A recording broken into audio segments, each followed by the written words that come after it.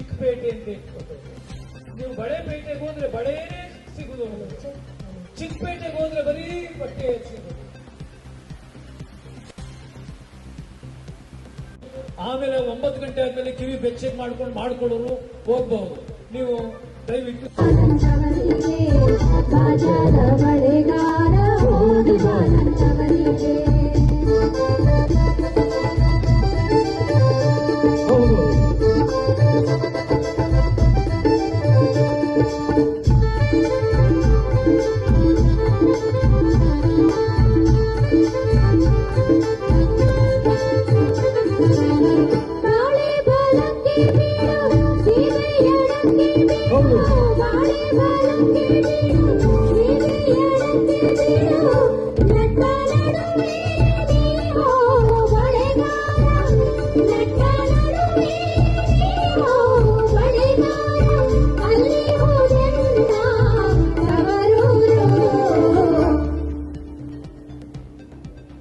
ಮುತ್ತೈದೆಗೆ ಎಣ್ಣೆ ತೋರುವ ನಿನ್ನ ತೋರೂರ, ಮುತ್ತೈದೆಯಲೆ ಬಾಲೆ ವೆಂಕಟೇಶ್ವರೇ ತೋರುವ ನಿನ್ನ ತವರೂರ. ನಿನ್ನ ತವರೂರ ನಾನೇನೋ ಬಲ್ಲೆನೋ, ನಿನ್ನ ತವರೂರ ನಾನೇನೋ ಬಲ್ಲೆನೋ, ಗೊತ್ತಿಲ್ಲ ನನಗೆ ಗುರಿ ಇಲ್ಲ ಎಲೆ ಬಾಲೆ, ಗೊತ್ತಿಲ್ಲ ನನಗೆ, ಗೊತ್ತಿಲ್ಲ ನನಗೆ ಗುರಿ ಇಲ್ಲ ಎಲೆ ಬಾಲೆ. ತೋರಿಸುವ ತೋರಿಸುವ ತೋರಿಸುವ ಬಾಬಾ, ತೋರಿಸುವಾರ ನಿನ್ನ ತವರು ಭಾಗ್ಯದ ಬಳೆಗಾರ ಹೋಗಿ ಬಾನಂತವರಿಗೆ, ಭಾಗ್ಯದ ಬಳೆಗಾರ ಹೋಗಿ ಬಾನಂತವರಿಗೆ.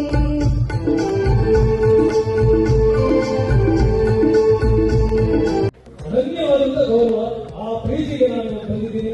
ತುಂಬಾ ಚೆನ್ನಾಗಿ ಕೇಳಿದ್ದೀನಿ. ಇವತ್ತು ಇನ್ನೂ ಒಂದಷ್ಟು ಹಾಡು ಕೇಳ್ಕೊಂಡು ಆಮೇಲೆ ಮನೆಗೆ ಹೋಗಿ. ನಿಮ್ಮ BP ಕಡಿಮೆ ಆಗ್ತದೆ, ಶುಗರ್ ಒಂದು ಬಹಳ ಕಡಿಮೆ ಆಗ್ತದೆ. ಕೆಂಪೇಗೌಡರ ಜಯಂತಿನ 517ನೇ ವರ್ಷದ್ದು ನಾವು ಮಾಡಿದ್ದೀವಿ. ನಾವು ಮುಂದಿನ ಮಟ್ಟದಲ್ಲಿ ದೊಡ್ಡ ಮಟ್ಟದಲ್ಲಿ ಇಲ್ಲೇ ಪುತ್ಲಿಕೆಯನ್ನು ಮಾಡಿ ಮುಂದಿನ ವರ್ಷ ತುಂಬಾ ಯಶಸ್ವಿಯಾಗಿ CM ಅವ್ರನ್ನ ಕರೆಸಿ ಕಾರ್ಯಕ್ರಮ ತುಂಬಾ ಅದ್ದೂರಿಯಾಗಿ ಮಾಡ್ಬೇಕು ಅನ್ಕೊಂಡಿದೀವಿ. ಇದು ಸ್ಯಾಂಪಲ್ ಅಷ್ಟೇ, ಇನ್ನು ಮುಂದಿದೆ ಅಷ್ಟೇ.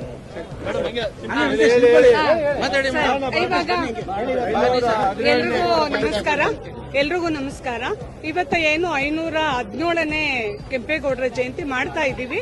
ಇವಾಗ ಇವ್ರ ಇತಿಹಾಸ ನೋಡೋದಾದ್ರೆ 510ರಲ್ಲಿ ಇವರ ಜನನ. ಯಾರಪ್ಪ ಇವರಿಗೆ ಜನ್ಮ ಕೊಟ್ಟ ಮಹಾನುಭಾವರು ಅಂದ್ರೆ ಆ ವಿಜಯನಗರ ಸಾಮ್ರಾಜ್ಯದ ಒಂದು ಸಾಮಂತ ನಾಡಪ್ರಭುಗಳಾದ ಯಲಹಂಕ ನಾಡಪ್ರಭುಗಳಾದ ಕೆಂಪನಂಜೇಗೌಡರು ಮತ್ತು ಲಿಂಗಾಂಬೆ ಅವರಿಗೆ ಹುಟ್ಟಿದ ಒಂದು ಪುತ್ನ ರತ್ನ ಇದು. ಇವರು ಒಂದು ವಿದ್ಯಾಭ್ಯಾಸ ಮಾಮೂಲಿ ಆಗಿ ನಡೀತು. ಆಮೇಲೆ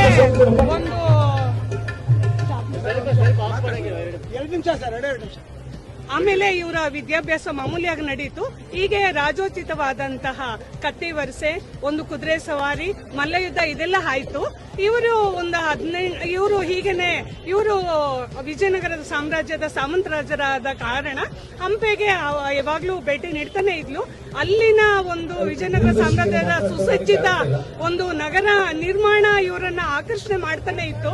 ನೋಡಿ 18ನೇ ವರ್ಷದಲ್ಲಿ ಇವರು ಅದನ್ನೆಲ್ಲ ನೋಡಿ ಈ ತರ ನಾನು ಅಲ್ಲಿ ಏನು ಕಲ್ಲಿನಲ್ಲಿ ಅರಳಿರುವ ಒಂದು ಕಲಾಕೃತಿಗಳ ಸಪ್ಪಳಕ್ಕೆ ಕಣ್ಮನ ನೋಡಿ ಸವಿಯುವುದಕ್ಕೆ ಈ ತರ ಒಂದು ಇರ್ತಕ್ಕಂಥ ಒಂದು ಸುಸಜ್ಜಿತ ನಗರ ನಿರ್ಮಾಣವು ಇವರನ್ನ ಮನಸ್ಸಿನ ಸೂರೆಗೊಂಡು ಇದೇ ಒಂದು ಬೆಂಗಳೂರಿನ ನಿರ್ಮಾಣಕ್ಕೆ ಇದೇ ಒಂದು ಸ್ಫೂರ್ತಿ.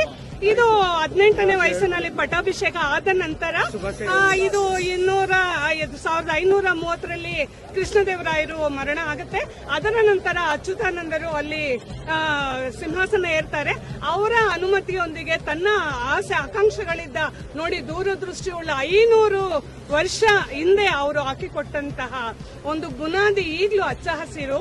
ಅವರು ಹೆಂಗೆ ಈ ನಭೋಮಂಡಲದ ನವ ಗ್ರಹಗಳ ಹಾಗೆ 9 ದ್ವಾರಗಳು ಹಾಗೂ ಸದಾ ತುಂಬಿ ಹರಿತಿರ್ತಕ್ಕಂಥ ನೀರುಳ್ಳ ಕೆರೆಗಳು ಹಾಗೂ ಅವರವರ ಕುಲ ಕಸುಬಿನ ಒಂದು ಡಿಪೆಂಡ್ ಆಗಿರ್ತಕ್ಕಂಥ ವ್ಯಾಪಾರ ಮಳಿಗೆಗಳು ಆ ವ್ಯಾಪಾರಸ್ಥನ ಕರ್ಕೊಂಡು ಬಂದು ಅವ್ರಿಗೆ ಸಕಲ ಸೌಲಭ್ಯಗಳನ್ನು ಇದು ಮಾಡಿ ಇವತ್ತು ಅಕ್ಕಿಪೇಟೆ, ಅರಳೆಪೇಟೆ, ತಿಗಳೂರುಪೇಟೆ, ಕುಂಬಾರಪೇಟೆ ಅಂದ ಈ ಶಕ್ತಿ ಕರ್ಗ ಒತ್ತಕ್ಕಂತಹ ನಗರಪೇಟೆ, ಆಮೇಲೆ ಈ ಮೆಜೆಸ್ಟಿಕ್ ನಲ್ಲಿ ಲಕ್ಷಾಂತರ ಜನ ಓಡಾಡ್ತಕ್ಕಂಥ ಉಪ್ಪಾರಪೇಟೆ ಯಾರಿಗೆ ತಾನೇ ಗೊತ್ತಿಲ್ಲ ಸ್ವಾಮಿ. ನೋಡಿ 500 ವರ್ಷ ಆದ್ರೂ ಈ ಹೆಸರುಗಳು ಹಚ್ಚ ಹಸಿರಾಗಿದೆ.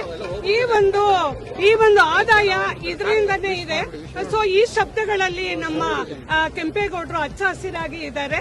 ಸೊ ಈ ತರ ಇವಾಗ ಒಂದು ಗುಡ್ ನ್ಯೂಸ್ ಏನಂದ್ರೆ ಈ ತರನೇ ಇರ್ತಕ್ಕಂಥ ದೊಡ್ಡ ಅಲೆಯಲ್ಲಿ ಕೆಂಪೇಗೌಡ ಅಂತ ಹೆಸರು ಹೊತ್ತಿರ್ತಕ್ಕಂಥ ಶಿವಕುಮಾರ್ ಅವರು ಈಗ ನವೋತ್ಸಾಹ ಎಲ್ಲರೂ ಕೊಟ್ಟಿದ್ದಾರೆ, ನವ ಚೈತನ್ಯವನ್ನು ಕೊಟ್ಟಿರ್ತಕ್ಕಂಥ ಮುಖ್ಯಮಂತ್ರಿ ಇದ್ದಾರೆ. ಅವರಿಗೆ ಹೊಸ ಆಲೋಚನೆಗಳು ಈ ತರನೇ ಇದೆ. ಸೊ ಈಗ ಬೆಂಗಳೂರು ಬೃಹದಾಕಾರವಾಗಿ ಬೆಳೆದಿದೆ. ಇಲ್ಲಿ ಎಷ್ಟೇ ಜನ ಕೈ ಜೋಡಿಸಿದ್ರು ಕಷ್ಟ. ಇವತ್ತು ನೀಟು ಪ್ರಾಬ್ಲಮ್ ಇದೆ, ಯುದ್ಧದ ಪ್ರಾಬ್ಲಮ್ ಇದೆ, ಇದೆಲ್ಲ ನಾವು ಕೆಲಸ ಮಾಡಿ ನಾವು ಕೈ ಜೋಡಿಸಿ ಈ ತರ ಮುಖ್ಯಮಂತ್ರಿಗಳಿಗೆ ಬಲ ಕೊಟ್ಟು ಇದು ಇನ್ನಷ್ಟು 1000 ವರ್ಷ ಚಿರ ಹಸಿರಾಗಿ ನಮ್ಮ ಮುಖ್ಯಮಂತ್ರಿಗಳ ಹೆಸರು ಹಿಂಗಿರ್ಬೇಕಂತ ನಾವಾದ್ರೂ ಕೋರ್ಕೊಳ್ತೇವೆ. ಎಲ್ರಿಗೂ ಶುಭಾಶಯಗಳು. ಈ ಪ್ರತಿಷ್ಠಿತ ನಗರಿಯಲ್ಲಿ ನಮಗೆ 517ನೇ ಜಯಂತಿಯ ನಾಡಪ್ರಭು ಕೆಂಪೇಗೌಡ ಧರ್ಮಪ್ರಭು ಅವರ ಇವತ್ತು ರಾಜ್ಯದಲ್ಲಿ ಅದ್ದೂರಿಯಾಗಿ ಮಾನ್ಯ ಸರ್ಕಾರ ಮುಖ್ಯಮಂತ್ರಿಗಳು ಡಿ.ಕೆ. ಶಿವಕುಮಾರ್ ಅಣ್ಣವರು ಇವತ್ತು ಭಾರಿ ಅರ್ಥಪೂರ್ಣವಾಗಿ ಇಡೀ ರಾಜ್ಯದಲ್ಲಿ ಜಯಂತಿಯನ್ನು ಆಚರಣೆ ಮಾಡ್ತಾ ಇದೆ. ಕರ್ನಾಟಕ ಸರ್ಕಾರ ಗೌರವಾನ್ವಿತ ಮುಖ್ಯಮಂತ್ರಿಗಳಾದ ಡಿ.ಕೆ. ಶಿವಕುಮಾರ್ ಅಣ್ಣವರು ಅರ್ಥಪೂರ್ಣವಾಗಿ ಎಲ್ಲ ಬೆಂಗಳೂರು ನಗರದಲ್ಲಿ ರಾಜ್ಯದಲ್ಲಿ ಇವತ್ತು ಆಚರಣೆ ಮಾಡಿದ್ದಾರೆ. ಸರ್ಕಾರ ತುಂಬಾ ಗೌರವ ಕೊಟ್ಟಿದೆ. ಈ ಧರ್ಮಪ್ರಭುಗೆ ಎಷ್ಟೇ ದೊಡ್ಡ ಮಟ್ಟದಲ್ಲಿ ಕಾರ್ಯಕ್ರಮ ಮಾಡಿದ್ರು ಕೂಡ ಸಾಲದು. ಆದ್ರಿಂದ ನಾಗರಬಾವಿಯಲ್ಲಿ ವೆಂಕಟೇಶ್ ಅವರು ರಾಜಣ್ಣವರ ಅಧ್ಯಕ್ಷತೆಯಲ್ಲಿ ಭಾರಿ ಅರ್ಥಪೂರ್ಣವಾದ ಕಾರ್ಯಕ್ರಮ ನಡೀತಾ ಇದೆ. ಈ ನಾಡಿನ ಜನರಿಗೆ ಜಯಂತಿ ಮುಖೇನ ಶುಭಾಶಯ ಹೇಳಲಿಕ್ಕೆ ಇಷ್ಟಪಡ್ತೀನಿ. ನಮಸ್ಕಾರ, ಒಳ್ಳೇದಾಗ್ಲಿ.